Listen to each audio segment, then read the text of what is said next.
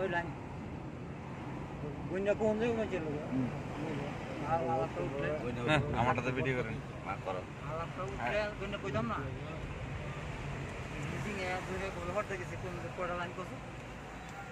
না কইতে লোক গেছ এই তুই গেছস না রে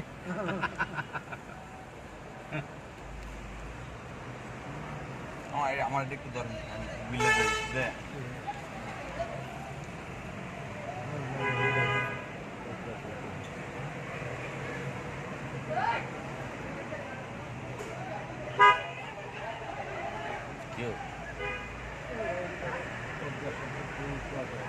নাম